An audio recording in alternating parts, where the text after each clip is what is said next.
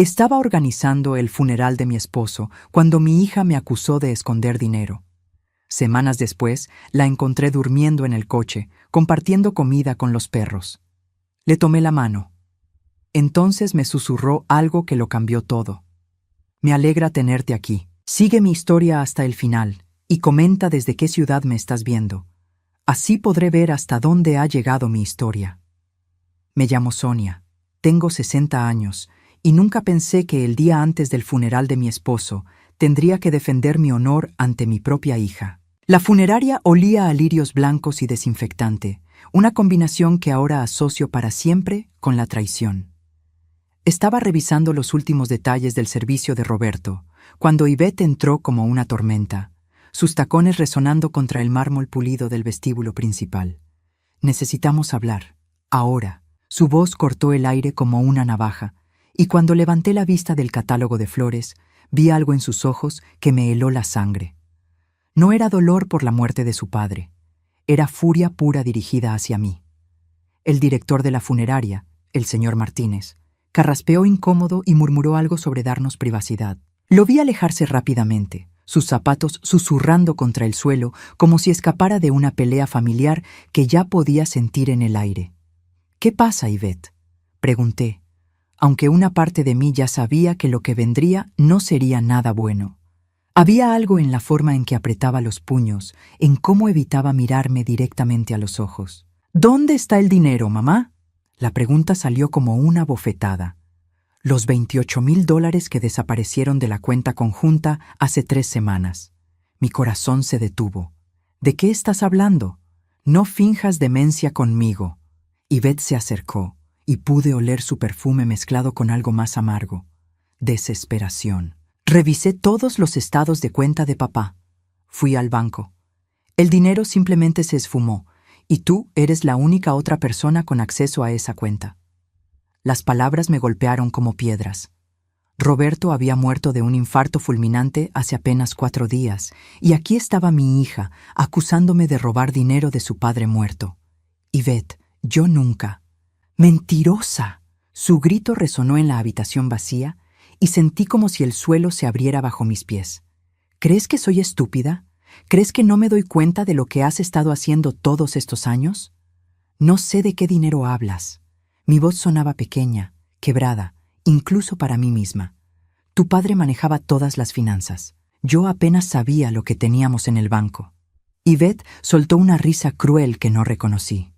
Esta no era mi hija, la niña que solía acurrucarse conmigo durante las tormentas, que me dibujaba corazones en las tarjetas del Día de las Madres. Esta era una extraña con los mismos ojos verdes de Roberto, pero llenos de un veneno que no sabía de dónde venía. Claro, la esposa inocente que no sabe nada. Se cruzó de brazos. ¿Sabes qué? Si no aparece ese dinero antes del funeral mañana, voy a hacer que todos sepan exactamente qué clase de persona eres. ¿Qué clase de persona crees que soy? Las palabras salieron como un susurro, pero cargadas de una tristeza tan profunda que sentí como si me estuviera ahogando en ella. Una ladrona, una mentirosa, alguien que se aprovecha de su propia familia. Cada palabra fue como un clavo clavándose en mi corazón. Papá confiaba en ti y tú le robaste su dinero en sus últimas semanas de vida. Las lágrimas comenzaron a rodar por mis mejillas, pero no eran lágrimas de culpa. Eran lágrimas de una confusión tan absoluta que me sentía como si estuviera perdiendo la cordura. Ivette, por favor, tienes que creerme. Yo nunca tocaría el dinero de tu padre. Ni siquiera sabía que faltaba algo. ¿Entonces dónde está? Su voz se quebró ligeramente, y por un momento vi un destello de la niña que solía ser. ¿Dónde están los $28,000 que él había ahorrado para nuestro futuro? No lo sé. Era la verdad más honesta que había dicho en mi vida, pero sonaba hueca incluso para mí. Ivette, acabamos de perder a tu padre. ¿No podemos? No. Me cortó con una firmeza que me asustó. No vamos a fingir que somos una familia feliz en su funeral, no después de esto. Se dirigió hacia la puerta, pero se detuvo y se volvió hacia mí una última vez. Lo que vi en su rostro me perseguirá para siempre. Desprecio puro, como si fuera algo repugnante que había encontrado en la suela de su zapato. Tienes hasta mañana por la mañana para decidir si vas a confesar o si voy a tener que contarle a toda la familia lo que realmente eres. La puerta se cerró con un sonido suave que resonó como un disparo en el silencio que siguió. Me quedé allí, entre las flores destinadas al ataúd de mi esposo, sintiendo como si acabara de enterrar algo más que a Roberto. Había enterrado la relación con mi hija, y ni siquiera sabía por qué. Esa noche, mientras yacía en nuestra cama vacía, mirando el techo y tratando de entender cómo había llegado a este momento, una pregunta me atormentaba más que todas las demás. ¿Qué había pasado con mi Ivette para que me mirara con tanto odio? No sabía entonces que al día siguiente, mientras bajaban el ataúd de Roberto a la tierra, también estaría enterrando la última ilusión que tenía sobre mi familia. El funeral fue una pesadilla de susurros y miradas de reojo. Ivette cumplió su promesa de manera sutil pero devastadora. No gritó mi supuesta traición desde el púlpito, pero sus comentarios envenenosos se filtraron entre los familiares como humo tóxico. La escuché murmurar a mi cuñada Elena: «Es increíble cómo algunas personas cambian cuando hay dinero de por medio». Y luego, cuando mi hermana Rosa me abrazó para darme el pésame, Ivette agregó lo suficientemente alto para que otros escucharan: «Papá siempre fue muy generoso. Lástima que no todos en la familia compartían esos valores». Cada palabra era una puñalada envuelta en terciopelo negro. Después del funeral, mientras la gente se dispersaba hacia sus coches, Ivette se acercó a mí una última vez. Esta vez no había furia en sus ojos, solo una frialdad que me resultaba más aterradora que su ira. «Espero que hayas disfrutado tu último día como la viuda respetable», me dijo en voz baja, ajustándose los guantes negros, «porque desde ahora todos van a saber quién eres realmente». Ese fue el último día que vi a mi hija durante 5 semanas completas. Al principio, pensé que solo necesitaba tiempo para procesar su dolor. Roberto había sido el centro de su mundo de una manera que yo nunca había logrado ser. Traté de llamarla, pero mis llamadas iban directamente al buzón de voz. Envié mensajes de texto que quedaban sin respuesta. Hasta conduje hasta su apartamento 3 veces, pero nunca estaba allí, o simplemente no me abría la puerta. La soledad se volvió mi compañera constante. Los días se arrastraban como melaza espesa, cada uno igual al anterior. Me despertaba en una casa que de repente se sentía demasiado grande, desayunaba sola y pasaba las horas tratando de entender dónde había salido todo mal. ¿Había sido realmente una madre tan terrible? ¿Había hecho algo para merecer este abandono cuando más necesitaba apoyo? Las pocas veces que los familiares me llamaban, sus voces sonaban tensas, cautelosas. Rosa mencionó que Ivette le había contado cosas preocupantes sobre nuestra situación financiera. Elena me preguntó directamente si necesitaba ayuda para poner en orden los asuntos de Roberto. Cada conversación me hacía sentir como si estuviera defendiéndome de crímenes que no había cometido. Fue un martes por la tarde, mientras regresaba del supermercado, que la vi. Estaba en el estacionamiento de un centro comercial abandonado, cerca del distrito industrial, donde nadie va después del atardecer. Su Honda Civic azul, el mismo que Roberto le había regalado para su 25º cumpleaños, estaba estacionado bajo una farola parpadeante. Pero no fue el coche lo que me hizo frenar en seco y dar la vuelta. Fue verla a ella. Ivette estaba sentada en el capó del coche, compartiendo lo que parecía ser medio sándwich con 2 perros callejeros. Estaba más delgada, mucho más delgada, y su cabello, que siempre había mantenido perfectamente peinado, colgaba en mechones grasosos alrededor de su rostro. Llevaba la misma ropa que había usado en el funeral 5 semanas atrás, pero ahora estaba arrugada y manchada. Mi corazón se detuvo. Mi hija, mi niña, estaba viviendo en su coche. Aparqué a cierta distancia y la observé durante varios minutos, tratando de procesar lo que veía. Uno de los perros, un mestizo marrón con una pata lastimada, se acurrucó contra sus piernas mientras ella le acariciaba la cabeza. Vi cómo dividía cuidadosamente su comida, dándole a los animales porciones más grandes que las que se quedaba para sí misma. Esta no era la mujer furiosa que me había acusado de robar. Esta era alguien quebrado, alguien que había perdido todo, incluyendo su hogar. Cuando finalmente bajé del coche y caminé hacia ella, Yvette levantó la vista. Por un momento, sus ojos se llenaron de algo que podría haber sido alivio, pero rápidamente se endureció de nuevo. «¿Qué haces aquí?» Su voz sonaba ronca, como si no hubiera hablado con nadie en días. «Yvette». Mi voz se quebró al ver las ojeras profundas bajo sus ojos, la forma en que su ropa colgaba suelta en su cuerpo. «Dios mío, ¿qué te ha pasado?» «No es asunto tuyo», pero no había convicción en sus palabras. Parecía más cansada que enojada. Me acerqué lentamente, como si fuera un animal herido que podría huir en cualquier momento. «¿Cuánto tiempo has estado viviendo aquí?» «Desde que me echaron del apartamento». Las palabras salieron en un susurro apenas audible. «No podía pagar el alquiler después de que él murió. ¿Por qué no me llamaste?»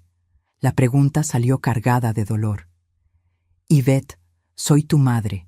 Sin importar lo que creas que hice, nunca te habría dejado pasar por esto sola».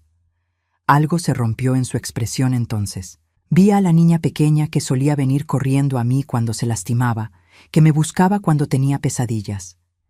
Pero también vi algo más. Miedo. Un miedo profundo y antiguo que no entendía. Extendí mi mano hacia ella, ofreciéndole ayuda para bajar del capó del coche. Durante un momento terrible, pensé que la rechazaría. Pero entonces, lentamente, puso su mano fría y temblorosa en la mía.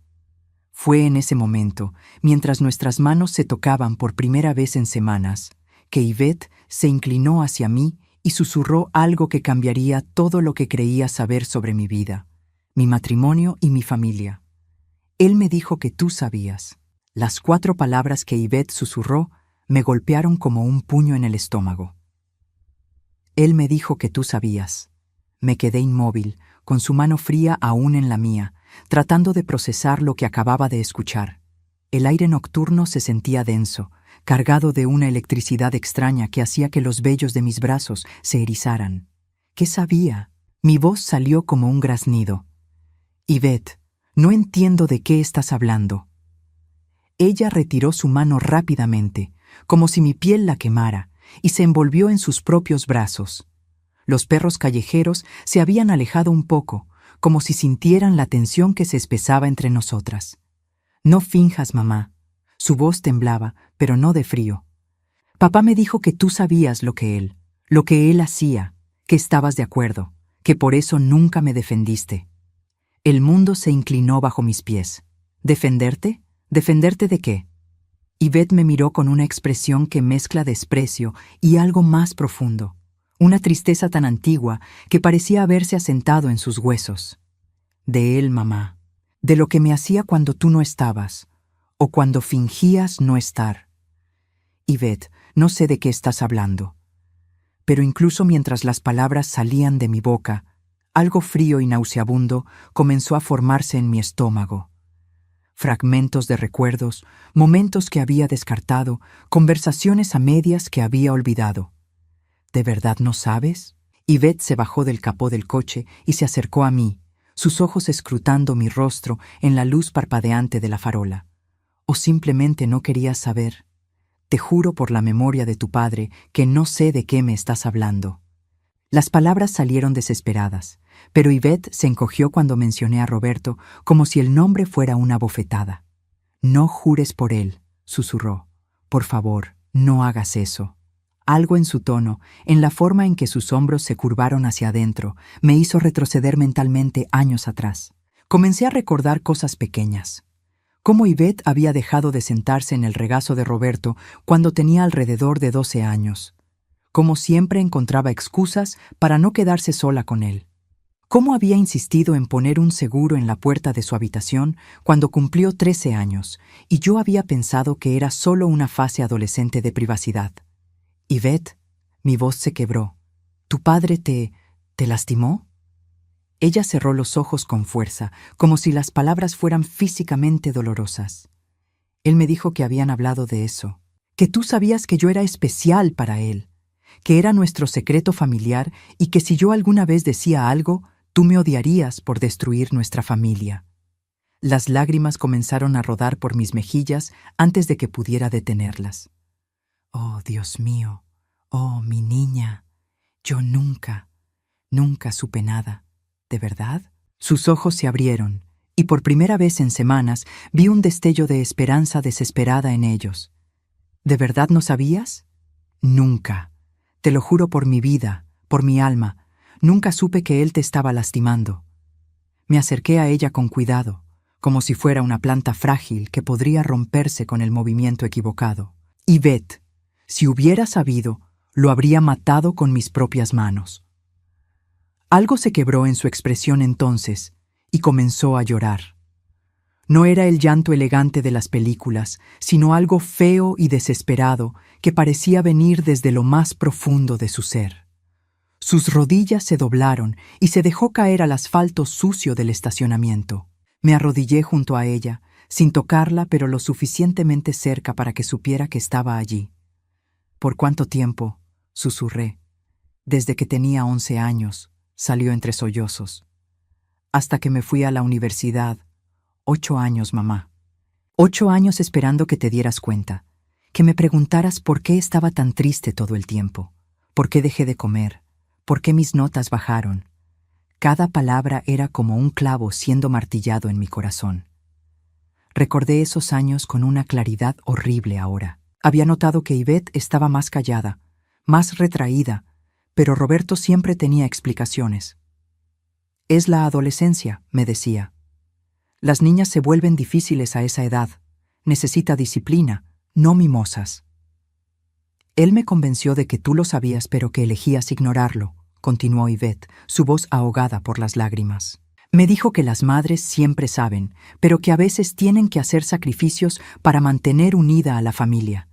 Que si yo hablaba, tú me culparías por destruir nuestro hogar. Nunca, dije con una fiereza que me sorprendió. Nunca te habría culpado. Eres mi hija, eres mi mundo. Yvette levantó la vista hacia mí, sus ojos rojos e hinchados. Entonces, ¿por qué nunca me protegiste? La pregunta me atravesó como una espada. Porque no sabía que necesitabas protección, porque fui una idiota ciega que confió en el hombre equivocado, porque fallé como madre de la manera más horrible posible. Nos quedamos allí en silencio durante lo que parecieron horas, rodeadas por el zumbido de la farola defectuosa y el ruido distante del tráfico nocturno. Finalmente, Yvette habló de nuevo, su voz pequeña y quebrada. «Los $28,000, dijo. No los robé para hacerte daño». «¿Qué pasó con el dinero, Yvette?» Ella se limpió la nariz con la manga de su suéter sucio. Era para terapia, para un psicólogo especializado en trauma. Había estado ahorrando durante años, pero no era suficiente. Cuando papá murió, pensé que tal vez podría usar parte de sus ahorros para finalmente conseguir la ayuda que necesitaba. Mi corazón se partió completamente. ¿Por eso me acusaste de haberlo robado? Pensé que si admitía que lo había tomado, preguntarías por qué necesitaba tanto dinero para terapia. Y entonces tendría que explicártelo todo, y estaba segura de que me odiarías por esperar tanto tiempo para decírtelo. «Oh, mi amor», susurré, «mi pobre niña». Pero después, cuando vi cómo me mirabas en el funeral, cuando vi la confusión real en tus ojos, comencé a preguntarme si tal vez él había mentido sobre eso también. Me acerqué un poco más, y esta vez Yvette no se alejó. Mintió sobre todo, cariño.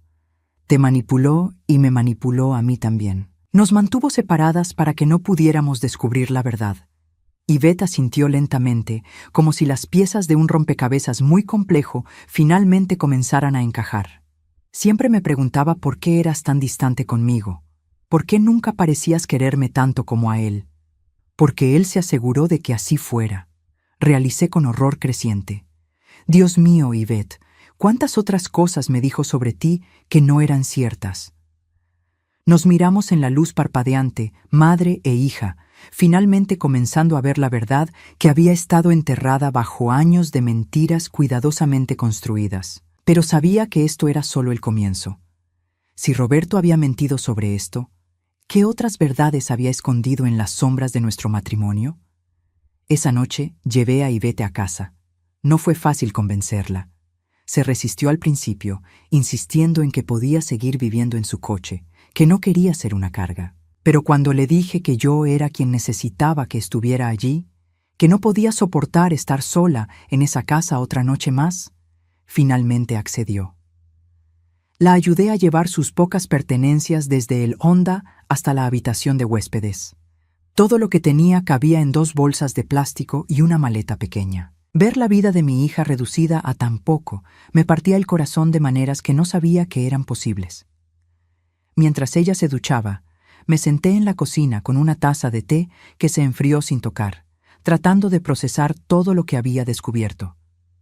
¿Cómo había estado tan ciega? ¿Cómo había vivido en la misma casa que un monstruo durante 27 años sin darme cuenta? Cuando Yvette bajó, con el cabello limpio y usando una de mis batas viejas, parecía más joven, más frágil. Se sentó frente a mí en la mesa de la cocina, el mismo lugar donde habíamos desayunado juntas miles de veces cuando era niña. «Mamá», dijo suavemente, «hay cosas que necesitas saber, sobre cómo él nos manipuló a las 2. Asentí, preparándome para lo que pudiera venir. Dime todo». Yvette respiró profundo antes de comenzar. ¿Recuerdas cuando tenía 14 años y comenzaste a trabajar esos turnos extra en el hospital los fines de semana? Sí, dije lentamente. Necesitábamos el dinero extra para tu universidad. Tu padre me animó a tomar esas horas. Él me dijo que habías pedido trabajar más porque no soportabas estar en casa conmigo. Su voz era apenas un susurro. Dijo que le habías confesado que yo te recordaba demasiado a tu hermana fallecida y que eso te ponía triste. El té se me revolvió en el estómago. Mi hermana menor había muerto en un accidente automovilístico cuando Yvette tenía 13 años, y era cierto que a veces veía un parecido entre ellas. Pero nunca había dicho nada parecido a lo que Roberto le había contado a nuestra hija. Eso es mentira, dije firmemente. Trabajé esas horas extra porque tu padre me dijo que necesitábamos el dinero para tu futuro. Nunca dije nada sobre que me recordaras a tu tía Carmen. Yvette asintió, pero pude ver que parte de ella todavía luchaba por creer completamente. Él tenía una manera de hacer que las mentiras sonaran tan convincentes. Siempre tenía detalles específicos, cosas que parecían demasiado complicadas para ser inventadas. ¿Qué más te dijo sobre mí? Que habías tenido una aventura cuando yo era pequeña. Las palabras salieron rápido, como si doliera decirlas. Dijo que por eso eras tan fría conmigo a veces, porque me veías como la razón por la que no podías irte con tu amante. La acusación me dejó sin aliento. Yvette, nunca tuve una aventura. Nunca. Tu padre era la única persona con la que había estado desde que nos casamos. Lo sé ahora, dijo rápidamente. Pero durante años creí que era verdad. Explicaba por qué a veces parecías tan triste, por qué no me abrazabas tanto como yo quería. Comencé a entender la diabólica genialidad de la manipulación de Roberto.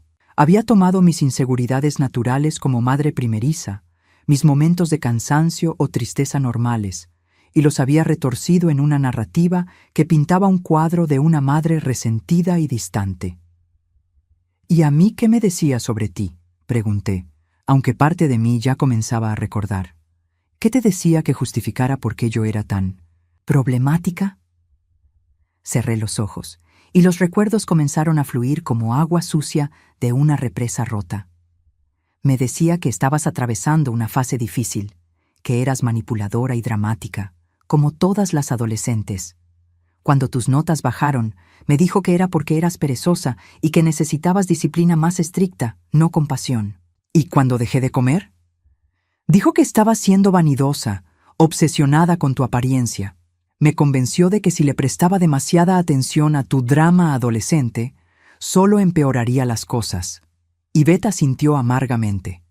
Y cuando traté de decirte indirectamente lo que estaba pasando, él siempre estaba allí para interceptar. Terminé por ella, recordando con horror creciente. Siempre tenía una explicación de por qué estabas actuando o buscando atención. Nos quedamos en silencio por un momento, absorbiendo la magnitud de la manipulación. Roberto había sido como un maestro titiritero, tirando de nuestros hilos emocionales para mantenernos separadas y vulnerables. «Mamá», Yvette dijo finalmente, «¿recuerdas cuando tenía 16 años y traté de irme de casa?» Sí, lo recordaba. Había encontrado a Yvette empacando una maleta a las 2 de la mañana, llorando histéricamente. Cuando le pregunté qué pasaba, solo siguió repitiendo que tenía que irse, que no podía quedarse más tiempo. «Tu padre me dijo que habías estado experimentando con drogas», recordé con náusea creciente.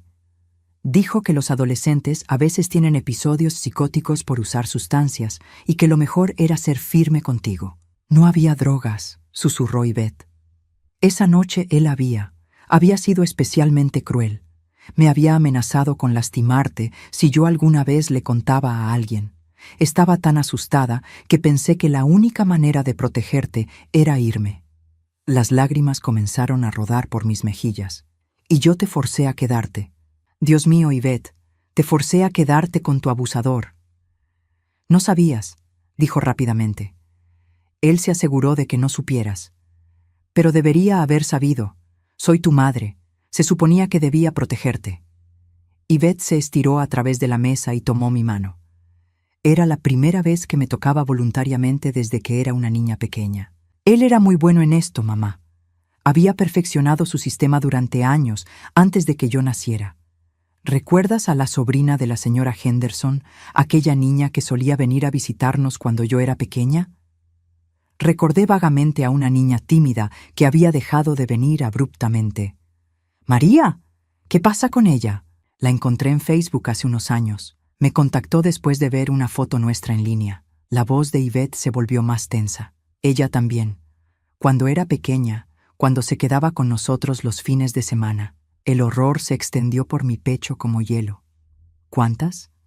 No lo sé, pero sospecho que hubo otras. Él tenía una manera de identificar a las niñas vulnerables, las que no tenían a nadie que las creyera realmente. Me levanté bruscamente de la mesa, mi estómago revuelto. Corrí al baño y vomité hasta que no quedó nada. Cuando regresé, Yvette me estaba esperando con un vaso de agua. «Los $28,000, dije, mi voz ronca. «Dijiste que era para terapia. Encontré un especialista en trauma en la ciudad. Cuesta $250 por sesión y me dijo que necesitaría al menos 6 meses de tratamiento intensivo para comenzar a procesar todo. Había estado ahorrando durante 3 años, pero solo tenía $15,000. ¿Por qué no me pediste ayuda?» Yvette me miró con una tristeza infinita. «Porque durante 25 años creí que tú sabías lo que me estaba pasando y habías elegido no hacer nada. ¿Cómo le pides ayuda a alguien que crees que es cómplice de tu abuso?» Esa noche, mientras yacía despierta escuchando los suaves sonidos de Yvette moviéndose en la habitación de al lado, supe que mi vida se había dividido permanentemente en 2 partes, antes de saber la verdad y después. Pero también sabía que aunque Roberto había muerto, su legado de mentiras y manipulación seguía vivo entre nosotras. Era hora de enterrar al monstruo de una vez por todas. A la mañana siguiente, Yvette me encontró en el estudio de Roberto. Había estado allí desde las 5 de la madrugada, cuando el insomnio finalmente me venció. Si iba a entender completamente cómo había sido tan ciega durante tanto tiempo, necesitaba buscar en el lugar donde Roberto guardaba sus secretos más íntimos. «¿Qué estás haciendo?» Yvette se quedó parada en el umbral, observando los cajones abiertos y los papeles esparcidos por toda la superficie del escritorio. «Buscando respuestas», dije sin levantar la vista del archivo que tenía en las manos. «Si tu padre nos mintió sobre algo tan fundamental, necesito saber qué más escondía». Yvette se acercó lentamente y se sentó en la silla frente al escritorio. «¿Has encontrado algo?» «Demasiado». Levanté una pila de documentos bancarios. Tu padre tenía 3 cuentas diferentes que yo desconocía. Una en el Banco del Centro, otra en una institución de crédito en el lado este de la ciudad y una tercera que aparentemente cerró hace 6 meses. Los ojos de Yvette se ensancharon. ¿Cuánto dinero había en esas cuentas? En total, alrededor de $160,000. La cifra me había dejado sin aliento cuando la calculé por primera vez. Todo este tiempo me hizo creer que estábamos viviendo mes a mes, que cada gasto extra era un sacrificio. ¿Para qué usaba todo ese dinero? Coloqué otro conjunto de papeles frente a ella. Viajes que nunca mencionó. Hoteles en ciudades, donde supuestamente tenía conferencias de trabajo, pero que duraban mucho más tiempo del que me decía. Yvette estudió los recibos con el ceño fruncido. Este dice 5 noches en Atlanta, pero a mí me dijo que solo estaría fuera por 2 días. Y este es de un fin de semana en New Orleans, cuando se suponía que estaba visitando a su hermano en Texas. Sentí una náusea familiar subiendo por mi garganta. Yvette, creo que había otras mujeres también. No era solo el dinero secreto o los viajes misteriosos. Encontré recibos de restaurantes caros para 2 personas, cargos de florerías con direcciones que no reconocía, y lo más inquietante de todo, una serie de pagos mensuales a una empresa llamada Servicios de Consultoría Privada, que, después de una búsqueda rápida en Internet, resultó ser un bufete de abogados especializado en casos de acoso sexual.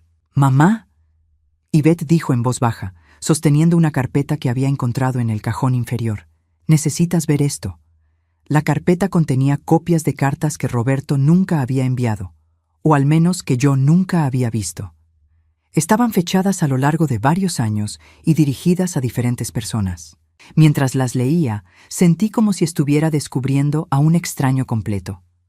Una carta dirigida a mi hermana Rosa describía preocupaciones fabricadas sobre mi salud mental. «Estoy muy preocupado por Sonia. Ha estado actuando de manera errática últimamente, olvidando conversaciones que hemos tenido, inventando cosas que nunca pasaron. Me pregunto si debería buscar ayuda profesional para ella».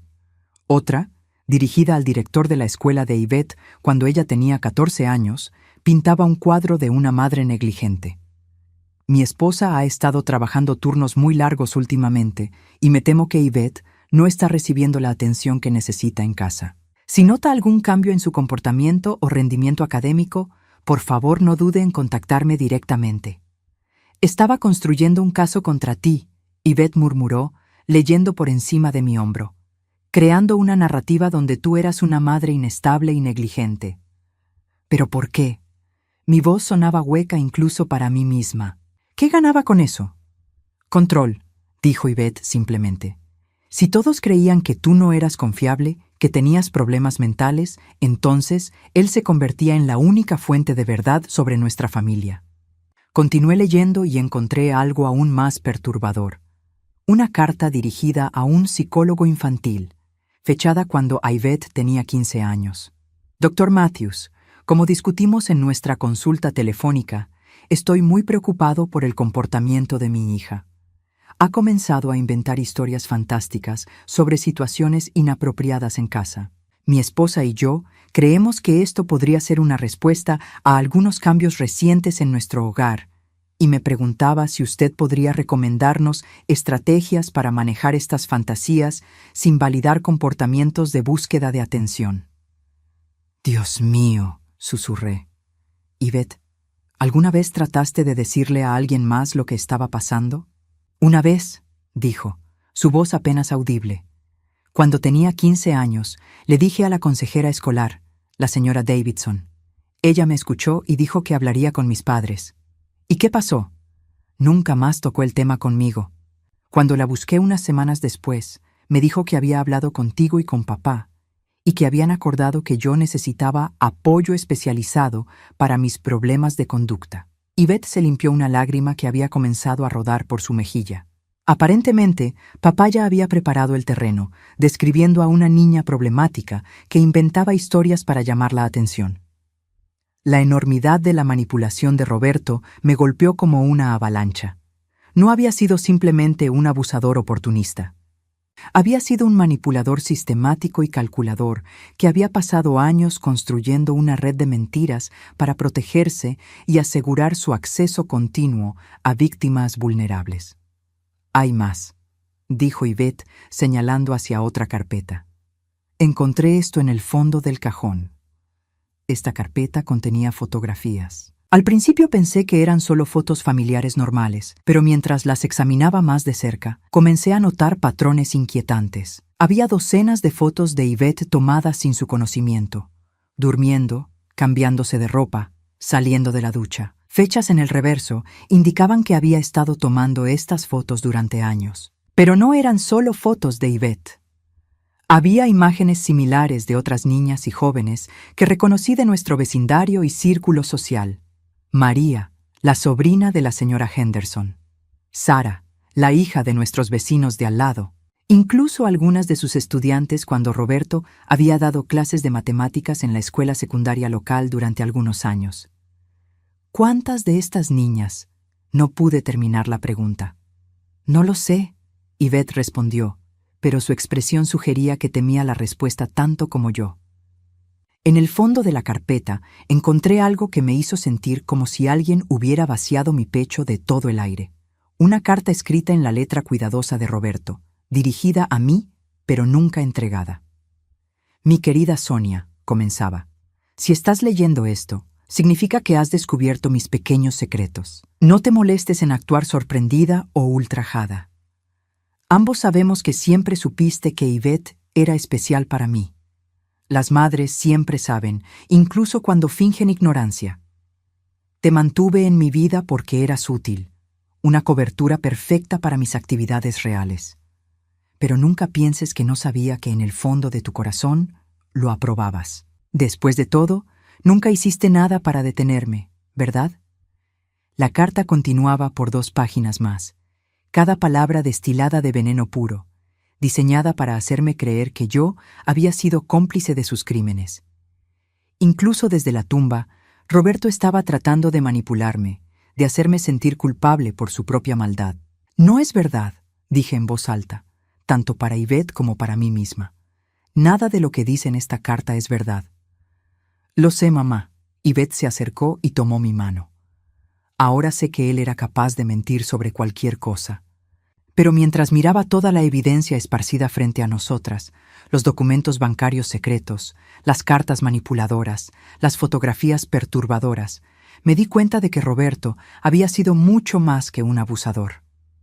Había sido un depredador sistemático que había construido una vida entera alrededor de su capacidad para controlar y dañar a otros. Y por 26 años había compartido una cama con este monstruo sin saberlo. 6 meses después, Yvette y yo estábamos sentadas en el jardín trasero de nuestra nueva casa. La decisión de mudarnos había sido difícil pero necesaria. No podíamos sanar en el lugar donde Roberto había orquestado tanto dolor. Vendimos la casa familiar y compramos una pequeña propiedad en las afueras de la ciudad, un lugar lleno de luz natural y sin ecos de nuestro pasado. ¿Cómo te sientes hoy?, le pregunté a Yvette mientras regaba las flores que habíamos plantado juntas la semana anterior.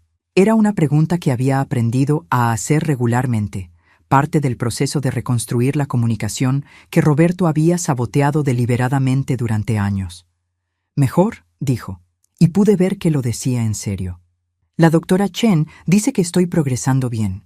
Habíamos encontrado a la doctora Chen a través de una recomendación del Centro de Crisis para Víctimas de Abuso Sexual. Era una especialista en trauma familiar que entendía la complejidad única de nuestro caso, una madre y una hija que habían sido manipuladas y enfrentadas entre sí por el mismo abusador. Los primeros meses de terapia habían sido brutales.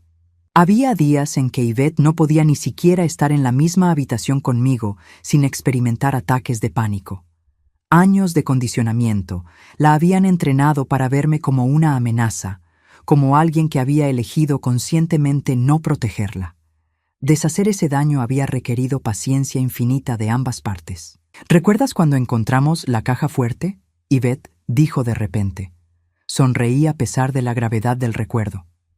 3 meses después de mudarnos, mientras empacábamos las últimas cosas de la casa vieja, Yvette había notado una irregularidad en el piso del closet de Roberto. Resultó que había instalado una caja fuerte pequeña que ninguna de nosotras sabía que existía. Adentro habíamos encontrado más evidencia de sus crímenes, fotografías adicionales, diarios detallados de sus actividades e incluso grabaciones de audio que documentaban sus manipulaciones. Pero también habíamos encontrado algo más: $53,000 en efectivo.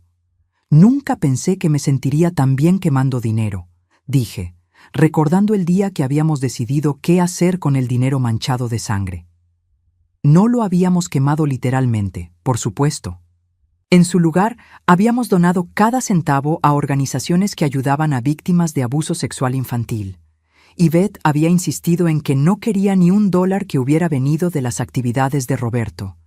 Y yo había estado completamente de acuerdo. ¿Has pensado más en lo que hablamos ayer? Yvette me preguntó, refiriéndose a una conversación que habíamos tenido sobre contactar a las otras víctimas potenciales de Roberto. Habíamos identificado a varias mujeres jóvenes de las fotografías encontradas en su estudio. Con la ayuda de la doctora Chen y un trabajador social especializado, habíamos comenzado el delicado proceso de determinar si otras familias habían sido afectadas por Roberto. He estado pensando mucho en eso, dije honestamente. Es aterrador pensar en abrir esas heridas para otras personas, pero también siento que tenemos la responsabilidad de al menos darles la opción de saber la verdad. Hasta ahora habíamos contactado a 3 familias. 2 nos habían agradecido por darles respuestas a preguntas que habían tenido durante años sobre cambios inexplicables en el comportamiento de sus hijas. La tercera nos había colgado el teléfono y no había querido saber nada más. La doctora Chen dice que no podemos salvar a todos, Yvette me recordó. Que algunas personas no están listas para enfrentar la verdad y eso no es culpa nuestra. Era una lección que ambas habíamos tenido que aprender de la manera difícil. Durante los primeros meses después de descubrir la verdad sobre Roberto, yo había estado consumida por la culpa y la necesidad de arreglar todo el daño que él había causado. Pero la terapia me había enseñado que mi responsabilidad no era deshacer décadas de trauma de otras personas, sino sanar la relación con mi propia hija. ¿Sabes qué es lo más extraño? Yvette dijo, observando una mariposa que había aterrizado en las petunias púrpura. Solía tener pesadillas casi todas las noches sobre él. Pero desde que encontramos todas esas evidencias, desde que finalmente entendí completamente lo que era, las pesadillas se detuvieron. ¿Por qué crees que es eso? Porque ya no tengo que preguntarme si estaba loca, si había imaginado cosas, si de alguna manera había sido mi culpa. Se giró hacia mí con una sonrisa que iluminó todo su rostro, y porque finalmente tengo a mi mamá de vuelta. Esas palabras me llenaron de una calidez que no había sentido en años. Habíamos perdido tanto tiempo, tantos momentos que deberíamos haber compartido como madre e hija. Roberto nos había robado más de una década de cercanía, pero estábamos decididas a no dejar que nos robara el futuro también. Hay algo que quiero decirte, dije, tomando sus manos entre las mías. Algo que debería haberte dicho hace mucho tiempo, pero que él se aseguró de que nunca dijera. Yvette esperó pacientemente, algo que había aprendido a hacer durante nuestras sesiones de terapia. Estoy orgullosa de ti, dije, sintiendo las lágrimas formarse en mis ojos. Estoy orgullosa de la mujer fuerte y valiente que te convertiste a pesar de todo lo que él te hizo. Estoy orgullosa de que sobrevivieras. Estoy orgullosa de que finalmente encontraras el valor para contarme la verdad. Y estoy orgullosa de ser tu madre. Yvette comenzó a llorar, pero esta vez no eran lágrimas de dolor. Eran lágrimas de alivio, de liberación, del tipo que solo vienen cuando una herida antigua finalmente comienza a sanar. Yo también estoy orgullosa de ti, mamá, dijo, por no huir cuando te conté la verdad, por creerme, por elegir luchar por nuestra relación incluso cuando parecía imposible. Nos abrazamos allí en el jardín, rodeadas por las flores que habíamos plantado juntas, bajo el sol cálido de una tarde de primavera. No era el final de nuestro viaje de sanación. Sabíamos que habría más trabajo por hacer, más terapia, más conversaciones difíciles, pero era un comienzo. Era la primera vez en más de una década que nos abrazábamos como madre e hija, sin secretos, sin mentiras, sin el fantasma de Roberto parado entre nosotras. Esa noche, mientras preparaba la cena e Yvette estudiaba para los exámenes de su nuevo programa de maestría en trabajo social, había decidido especializarse en trauma infantil, mi teléfono sonó. Era Rosa, mi hermana. Sonia, he estado pensando en lo que me dijiste sobre Roberto, dijo sin preámbulos, y quería que supieras que hay algunas cosas que él me dijo sobre ti a lo largo de los años que ahora me doy cuenta de que probablemente eran mentiras. Era el comienzo de otro proceso de sanación, el de recuperar las relaciones familiares que Roberto había envenenado con sus manipulaciones. Pero esta vez, Yvette y yo enfrentaríamos esos desafíos juntas. Mientras colgaba el teléfono y llamaba a Yvette para cenar, me di cuenta de algo. Por primera vez en 26 años me sentía verdaderamente en paz. Roberto ya no tenía poder sobre nosotras. Sus secretos habían sido expuestos, sus mentiras desenmascaradas, su legado de dolor finalmente confrontado. Habíamos enterrado la verdad durante demasiado tiempo. Ahora, finalmente, éramos libres.